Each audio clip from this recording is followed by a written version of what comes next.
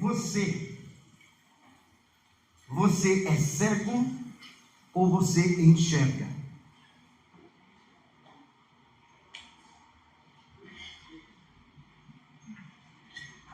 Você é cego ou você enxerga? Na mensagem de hoje, eu quero que você entenda que há cegos que enxergam e há pessoas que enxergam, mas são cegos.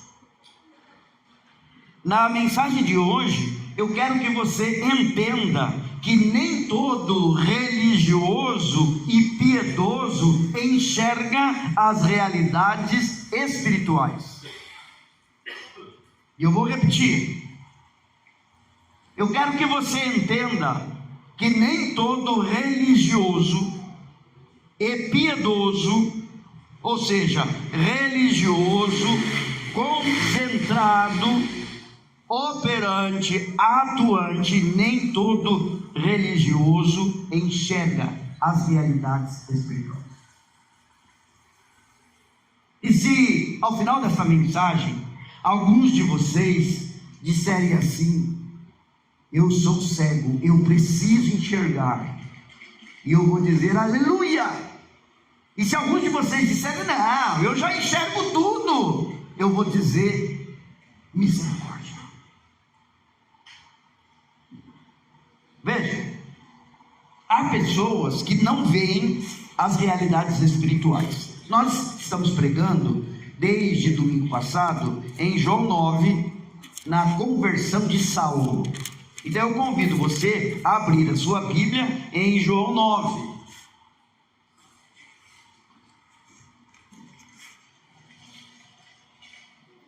E acompanhar este e outros textos. Diz assim: Saulo, respirando ainda ameaças de morte contra os discípulos do Senhor, dirigiu-se ao sumo sacerdote e lhe pediu cartas para as sinagogas de Damasco, a fim de que, caso achasse alguns que eram do caminho, assim homens como mulheres, os levasse presos para Jerusalém. Seguindo ele estrada fora, ao aproximar-se de Damasco, subitamente uma luz do céu brilhou ao seu redor, e caindo por terra, ouviu uma voz que lhe dizia: Saulo, Saulo, por que me persegues? Ele perguntou: quem és tu, Senhor? A resposta foi: eu sou Jesus, a quem tu persegues. Mas levanta-te e entra na cidade, onde te dirão o que te convém fazer. Os seus companheiros de viagem pararam emudecidos, ouvindo a voz, não vendo contudo ninguém. Eu quero parar aqui. O que eu falei? O que eu falei? E onde é? Ai, vocês sabem, minha gente. Vocês sabem, que bom que vocês sabem. A pessoa dissesse assim: viu, pastor, a gente não imagina onde o senhor está lendo. Que bom que vocês sabem. Atos 9. Então eu vou voltar tudo de novo. Viu? Bem, eu vi o Cardoso dando tchau para mim lá atrás. Eu falei: nossa, Cardoso está com saudade de mim, está dando tchau para mim lá. Atos 9. Atos 9, amém? Diz assim: Saulo, respirando ainda ameaças de morte contra os discípulos do Senhor, dirigiu-se ao sumo sacerdote e lhe pediu cartas para as sinagogas de Damasco, a fim de que, caso achasse alguns que eram do caminho, assim homens como mulheres, os levasse presos para Jerusalém. Seguindo ele estrada fora, ao aproximar-se de Damasco, subitamente uma luz do céu brilhou ao seu redor, e caindo por terra, ouviu uma voz que lhe dizia: Saulo, Saulo, por que me persegues? Ele perguntou: quem és tu, Senhor? A resposta foi: eu sou Jesus, a quem tu persegues. Mas levanta-te, entra na cidade, onde te dirão o que convém fazer. Os seus companheiros de viagem pararam emudecidos, ouvindo a voz, não vendo, contudo, ninguém. Essa é a primeira vez que o verbo ver aparece nesse texto. Eu vou continuar.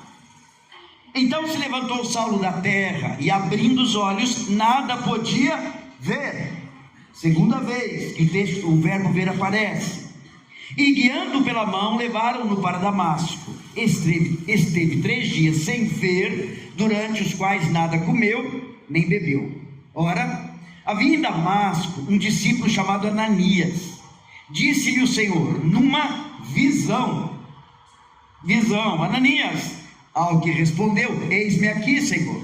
Então o Senhor lhe ordenou, dispõe-te e vai à rua que se chama Direita, e na casa de Judas procura por Saulo, apelidado de Tarso, pois ele está orando. Viu entrar um homem chamado Ananias, e impor-lhe as mãos para que recuperasse a vista. Ananias, porém, respondeu, Senhor, de muitos tenho ouvido a respeito deste homem, quantos males tem feito aos teus santos em Jerusalém, e para aqui trouxe autorização dos principais sacerdotes para prender a todos os que invocam o teu nome. Mas o Senhor lhe disse, vai, porque este é para mim um instrumento escolhido para levar o meu nome perante gentios e reis, bem como perante os filhos de Israel, pois eu lhe mostrarei quanto lhe importa sofrer pelo meu nome. Então Ananias foi, e entrando na casa, impôs sobre ele as mãos, dizendo, Saulo, irmão, o Senhor me enviou a saber, o próprio Jesus que te apareceu no caminho por onde vinhas, para que recuperes a vista e fiques cheio do Espírito Santo. E imediatamente lhe caíram dos olhos como que umas escamas, e tornou a ver. A seguir levantou-se e foi batizado. E depois de ter se alimentado, sentiu-se fortalecido. Então permaneceu em Damasco alguns dias com os discípulos. Muito bem, fiz questão de frisar para vocês as vezes que aparece o verbo ver ou substantivo visão. Nós temos no português uma mesma palavra, mas na língua original nós temos 4 palavras diferentes. E é exatamente essas 4 palavras que elas dão para nós a dinâmica do texto, o entendimento do texto. Então no versículo 3 a 7, fala que os companheiros de Paulo sabiam que algo estava acontecendo, mas não viam, não tinham compreensão do que era. Nós usaríamos em português o verbo perceber. Então eles estavam andando com Paulo na viagem, uma forte luz, Paulo caiu por terra, Paulo ficou cego, uma voz disse, Saulo, Saulo, por que me persegues? Quem és tu, Senhor? Eu sou Jesus a quem tu persegues. E aí o texto diz que os companheiros de Paulo, eles ouviram a voz, mas eles não perceberam o que estava acontecendo. Eram homens que não tiveram uma percepção espiritual. Tiveram uma percepção física, sim, ouviram o som, sim, viram Paulo cair para o chão, sim, mas eles não tiveram uma noção do que estava acontecendo além do olhar humano. Paulo também era assim.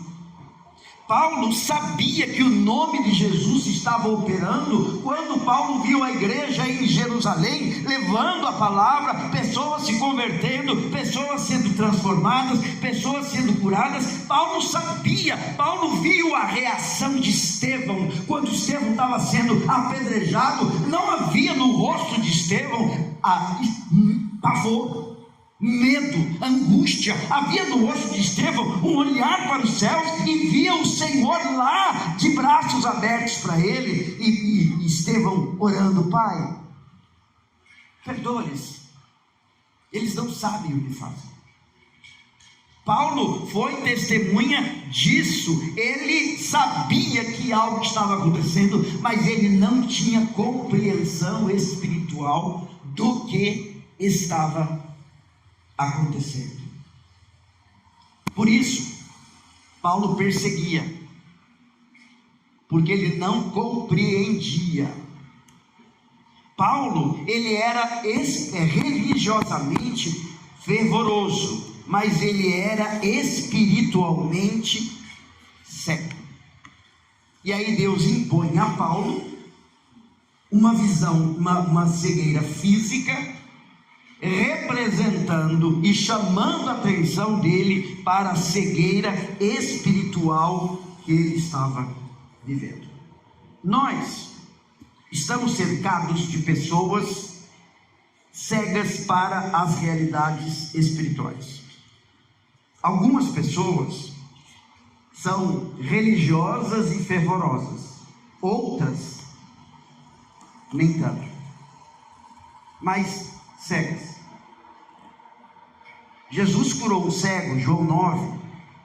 Acho que é por isso que eu errei, viu? Acho que é por isso que eu errei. Porque João 9, Jesus curou um cego, né? Cego de nascença. E tem toda a história que você pode ler lá, mas no final os fariseus, eles dizem: então nós somos cegos, né? Então Jesus fala: se vocês reconhecessem o seu pecado, não seriam cegos. Mas agora, como dizem, não temos pecado, sim, a cegueira de vocês permanece. Há ali uma conversa de Jesus com aqueles homens acerca da questão da cegueira espiritual. Por isso vou dizer uma coisa para você: se você pensa em vir a uma igreja tão somente pelas questões religiosas, você está ficando com a menor fatia do bolo. Mas se você pensa em abertura de olhos espirituais, é o melhor da festa. É o melhor da festa. E a tua oração deve ser isso: Senhor, abre os meus olhos, me ajude a perceber as realidades que a gente não vê normalmente, que a gente não vê naturalmente. Porque neste instante, a gente não vê. Deus está presente?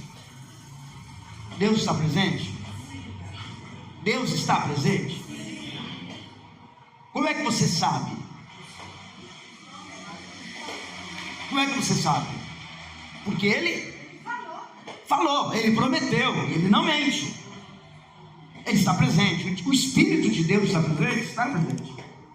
Os anjos rebeldes contra Deus, os demônios, estão presentes? Estão. A gente sabe, Satanás, que você tem os seus capetinhos aqui, mas a gente sabe que Cristo Jesus venceu todos eles na cruz. Todos. Quando nós olhamos uns para os outros, Paulo foi muito incisivo quando em Efésios 6 ele fala: nossa luta não é contra a carne nem contra sangue, mas contra os principados e potestades. Porque veja, talvez na sequência do texto, Ananias pensasse: Paulo é meu inimigo, mas na verdade Jesus diz: não, eu sou amigo de Paulo, eu estou resgatando Paulo, e o problema não é Paulo, e o problema são as forças espirituais que estão trabalhando por trás de Paulo. Por isso, nunca pense que você pode se converter. Você só pode ser convertido. Você pode ser salvo. Porque há uma força que quer manter você em escravidão, em cegueira, quer manter você amarrado. Mas Cristo Jesus na cruz, Ele desatou todos esses nós. Ok? Muito bem. Então a gente começa pensando de pessoas que não veem as realidades espirituais. Agora a gente vai pensar um pouquinho de pessoas que veem as realidades espirituais. E a gente vê aí no caso de Ananias, certo? Havia em Damasco um discípulo chamado Ananias. O livro de Atos tem 3 Ananias. No capítulo 5 tem Ananias o mentiroso, o marido de Safira, que morreu quando tentou dar o nó na igreja dos irmãos lá no capítulo 5. A gente tem no capítulo 22, 23, um Ananias que é sacerdote, e ele é religioso, mas ele está perseguindo a igreja. E a gente tem no capítulo 5 esse Ananias de Damasco, que lá quando Paulo está contando a história no capítulo 22, repetindo a história, ele fala que esse Ananias, ele era piedoso. Então nós temos 3 Ananias. 2 Ananias não tinha visão espiritual. Um Ananias, o sacerdote, ele era atolado com a religião até o pescoço, mas ele não tinha visão espiritual. O outro Ananias, do capítulo 5, ele era um novo convertido, ele estava começando a sua caminhada, mas ele não tinha visão espiritual. Agora, esse Ananias de Damasco, esse irmão, ele tinha visão espiritual. E esse Ananias, veja lá no versículo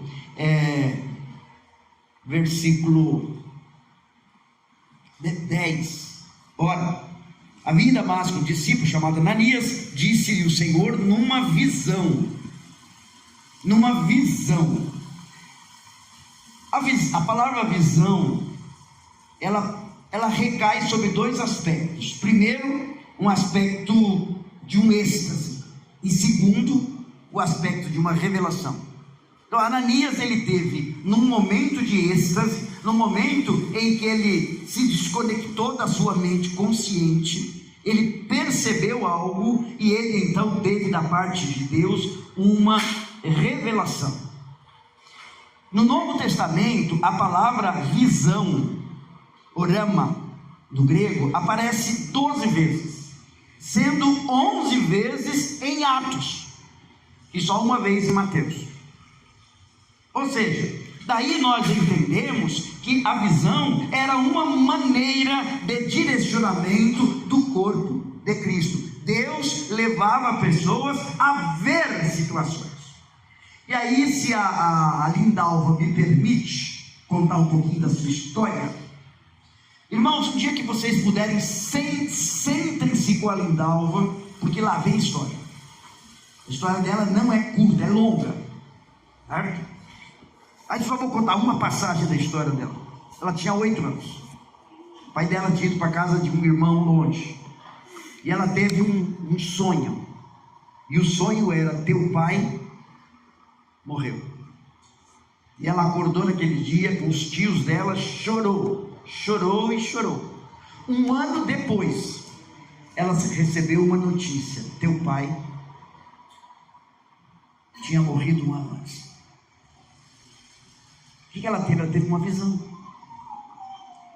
Ela estava fora do seu consciente, e ela viu uma realidade, e ela ouviu uma voz que não era no livro da consciência, e revelava para ela uma verdade: teu pai morreu. Quando ela recebeu a visão, ela tinha 8 anos. Quando ela recebeu a notícia, ela tinha 9 anos. Mas isso assim, para vocês entenderem a dor desse momento, vocês precisam entender toda a história dessa menina. Nem vou contar que você tem 81 anos. Gente, quando ela falou, eu falei: não acredito. 81 anos essa irmã. Fica em pé. Não, fica em pé. Parece 81 anos? Não parece 81 anos. Mas ó, a história dela, desde nova, a mãe dela vai embora, leva ela com o pai, lá no interior do Pernambuco, Maranhão, no interior do Maranhão. Maraial, uma cidade de Pernambuco. Isso. E aí saiu o pai dela andando com ela. Era 4 anos de idade, andando com ela de lugar em lugar, de usina em usina, de casa em casa. Quando ela contava a história, eu falei: meu Deus do céu, meu Deus do céu, quanta incerteza. Tem que ouvir uma hora a história dela, né? História linda. Mas o que eu queria só ressaltar, e eu tinha pedido licença para ela para falar isso nessa mensagem, era esse caráter estático e revelatório, aonde aquela pessoa que tem uma visão espiritual, ela não depende do seu consciente para saber todas as coisas. Ela pode ter da parte de Deus algo, uma visão, uma revelação, uma mostra da pessoa de Deus. Quem nasceu do Espírito percebe realidades espirituais. Quem não nasceu não percebe. E daí o grande problema de pessoas que são de igreja, mas não nasceram de novo. Elas só conseguem ver as realidades materiais, elas não conseguem ver a realidade espiritual. Elas só conseguem ver pessoas, elas só conseguem ver prédio, elas só conseguem ver eventos, programas. Elas não conseguem ver o que está por trás disso tudo, certo? certo? Por isso que Paulo, na primeira carta aos Coríntios, capítulo 2, versículos 14 e 15, ele fala que aquele que não tem o Espírito não discerne espiritualmente. Discernimento espiritual. Há ocasião em que Deus pode se revelar a você através de sonhos e visões. Sim, que pode acontecer. Você tem espaço para as visões de Deus? Ou você é lógico? Tudo na tua vida é na base do que você vê, do que você assina, do que você pega. Você tem espaço na sua história para as interferências espirituais? Porque há pessoas que são de igreja e quando você conta algumas experiências espirituais, as pessoas dizem: tem nem o que dizer, né? Está acreditando nisso? Está dando atenção para isso? E mais, não é só se você tem espaço para a visão espiritual, mas se você se dispõe a andar no contrafluxo só por causa de uma visão. Porque foi o que Ananias fez. Ananias recebe da parte de Deus. Ananias vai lá na rua chamada direita, tem o camarada lá, Paulo, na casa de Judas, ora por ele. E ele fala: Senhor, o senhor não está entendendo. Esse camarada veio aqui com cartas para prender e matar cristãos. O fluxo é contrário, é ir para longe desse homem. O senhor está me mandando ir para perto desse homem. Veja, quando você anda por visão espiritual, você não anda pela lógica das circunstâncias. Você anda pelo direcionamento que Deus traz na sua vida. E cá para nós, a maioria de nós, eu me incluo nessa, a maioria de nós somos tendentes a andar pela lógica humana. Sabe que há crentes em Cristo, pessoas que Deus não fala. Deus não fala. Porque se ele falar, a pessoa não vai dar atenção, não vai obedecer, não vai compreender. Então, essa é uma pergunta que fica para a gente pensar. No terceiro momento, a gente vê a nossa missão de restaurar a visão espiritual. Então o texto continua lá nos versículos 13. Ananias, porém, respondeu: Senhor, de muitos tenho ouvido a respeito deste homem, quantos males tem feito aos teus santos em Jerusalém, e para que trouxe a autorização dos principais sacerdotes para prender a todos que invocam o teu nome. Mas o Senhor disse: vai, porque este é para mim um instrumento escolhido para levar o meu nome perante os gentios e reis, bem como perante os filhos de Israel, pois eu lhe mostrarei quanto lhe importa sofrer pelo meu nome. Então Ananias foi, e entrando na casa, impôs sobre eles mãos, dizendo: Saulo, irmão, o Senhor me enviou, a saber, o próprio Jesus, que te apareceu no caminho por onde vinhas, para que recuperes a vista e fiques cheio do Espírito Santo. Imediatamente lhe caíram dos olhos como que umas escamas, e tornou a ver. A seguir levantou-se e foi batizado. Paulo, ele teve a sua visão restaurada. Paulo teve a visão física restaurada, porque ele ficou cego diante daquela luz. Mas Paulo teve a visão espiritual restaurada pela presença do Espírito Santo. Então era o Espírito que permitia que Paulo visse as coisas do mundo do Espírito. Por isso que Paulo vai falar na carta aos Coríntios que as coisas do Espírito se discernem espiritualmente. Paulo teve a visão espiritual, mas houve discípulos não cegos, mas míopes diante das realidades espirituais. No versículo 26, versículo 26 não,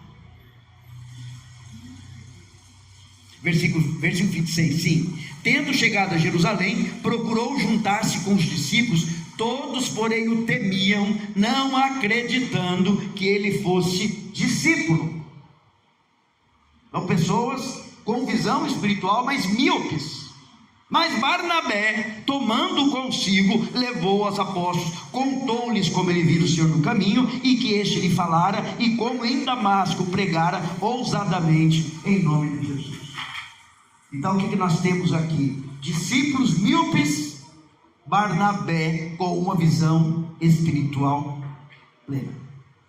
Irmãos, esse é um aspecto da missão deixada por Jesus. Jesus, em Lucas 4, ele cita um texto de Isaías 61, e ele fala que parte da missão dele era abrir os olhos aos cegos. Abrir os olhos aos cegos. Muito bem. Essa mensagem nos chama em 3 direções. Eu quero fechar essa mensagem aqui. Essa mensagem nos chama em 3 direções. Primeiro, compreender que nem todo piedoso tem visão espiritual.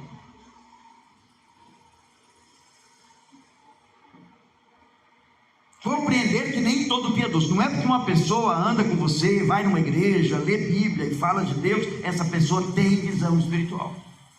Porque as pessoas que perseguiram Jesus, que mataram Jesus, elas liam as Escrituras, a Bíblia dos israelitas, né, o Novo Testamento, elas faziam sacrifícios, elas guardavam os sábados, elas davam as ofertas, elas eram religiosamente bem colocadas, mas elas não tinham visão espiritual, tanto que mataram Jesus, tanto que mataram Estevão, João Batista e Tiago e tantos outros que ali no livro de Atos vai mostrando. Então, não creia que tudo que reluz é ouro. Não creia que todo pronunciamento religioso é resultado de visão espiritual. No nosso mundo, e aí eu vou falar do nosso pedaço, que é um pedaço chamado evangélico, eu diria que os que têm visão espiritual são uma grande minoria. Uma grande minoria. Basta você ver o que se busca, o que se quer, o que se procura.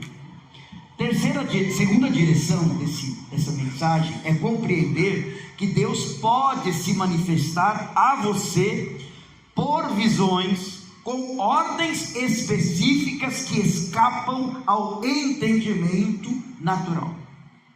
Vou repetir. Você precisa compreender que Deus pode se manifestar a você por visão.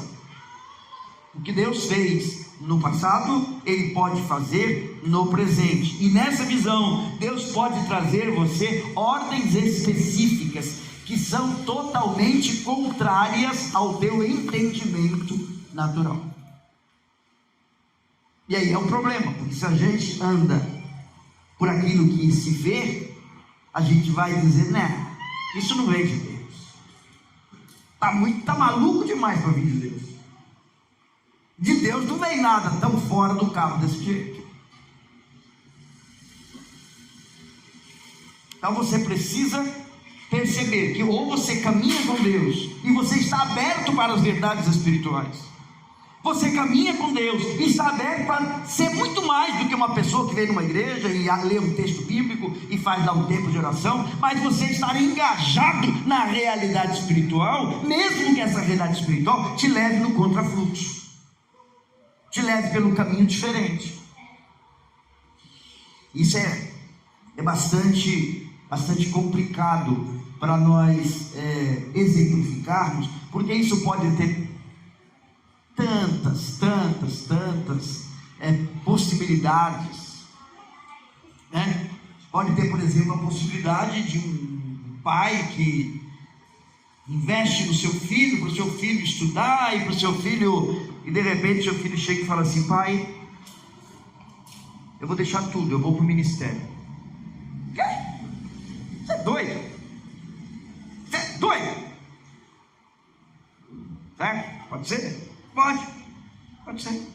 Pode ser a visão espiritual de um homem que chega em casa e fala para sua esposa: não sei porquê, mas Deus falou comigo, eu devo deixar essa empresa. Quê? Você está maluco? Olha, eu não sei te explicar. Eu não sei explicar, mas é isso que dentro da minha alma está dizendo. E aí a gente pode ter tantas possibilidades de Deus direcionar a vida. Terceiro lugar, você precisa compreender que abrir os olhos espirituais é algo que só Deus pode fazer. Você pode falar, explicar, dizer. Se Deus não destampar os olhos, a pessoa não vai ver. Lembra da ilustração que eu fiz domingo passado do elefante? 4 cegos, todos eles querem conhecer o elefante, e o primeiro cego toca na pata do elefante. O cego diz: elefante é um animal que parece um tronco de árvore. E o segundo animal toca no corpo do elefante e diz: elefante parece com um muro.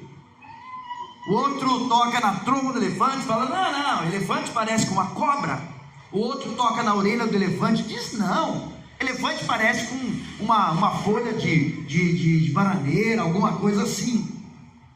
Todos estavam tocando no elefante, todos estavam tendo visões reais, mas parciais acerca do elefante.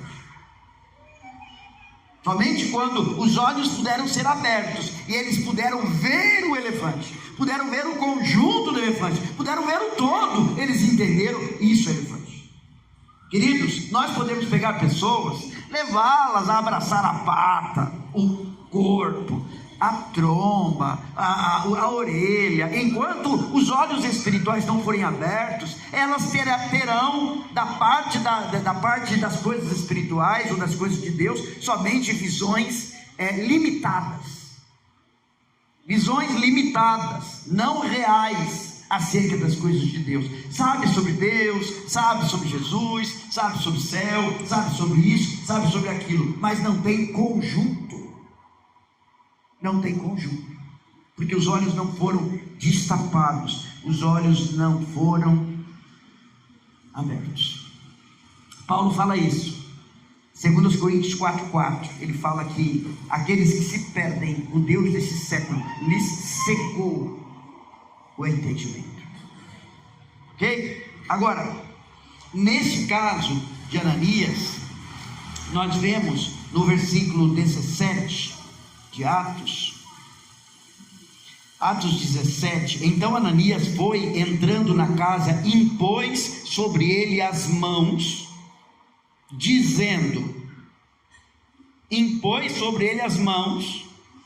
e usou a boca, dizendo: Saulo, irmão, o Senhor me enviou, a saber, o próprio Jesus que te apareceu no caminho por onde vinhas, para que recuperes a vista e fiques cheios do Espírito Santo. Nós somos o corpo de Cristo, nós somos as mãos que tocam e a boca que fala, mas quem realiza é Deus. Nós podemos ser omissos no toque e omissos na fala, e nós podemos ser fiéis no toque e fiéis na fala, mas ainda assim a obra de tirar, de restaurar a visão, ela é de Deus. Por isso que igreja não é resultado de propaganda, de evento, de organização, porque nada disso pode gerar a visão espiritual. A igreja em essência, a igreja corpo de Cristo, é tão somente a congregação daqueles que foram remidos e lavados pelo sangue do Cordeiro, e receberam o Espírito e são nova criatura.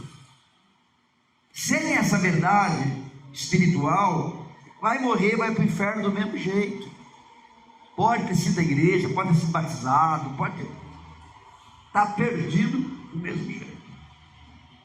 Certo? Então, compreender que a obra de Deus, ela depende de Deus, ela deve nos colocar num santo temor, e esse santo temor deve nos levar à oração, para perceber o movimento de Deus, como eu disse no domingo passado, para perceber o movimento da onda, a onda do mar, e poder surfar na onda. Não adianta a gente ficar batendo na água para fazer onda, não vai rolar.